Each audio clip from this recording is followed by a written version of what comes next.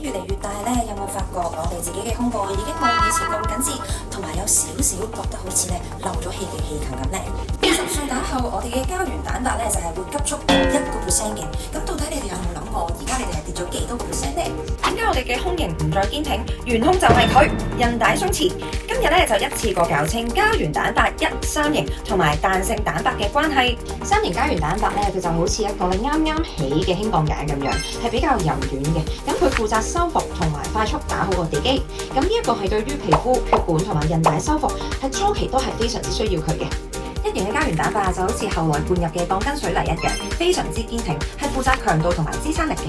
咁令到我哋嘅皮膚咧就係緊緻，令到韌帶咧唔容易斷裂，同埋令到胸部咧唔容易下垂。彈性蛋白咧就係一個好神奇嘅建築師，佢咧就係負責指揮膠原蛋白正確排序啊，形成一個好完美嘅支撐網，令到我哋嘅組織修復彈性就好似個橡皮筋一樣。咁如果淨係得膠原蛋白而冇彈性蛋白嘅話咧，起出嚟嘅瘤就可能會歪歪斜斜，而且缺乏彈性，好容易就會鬆弛同埋斷裂噶啦。教精嚟啦，就係佢填空素，佢係堅如嘅彈性蛋白形態。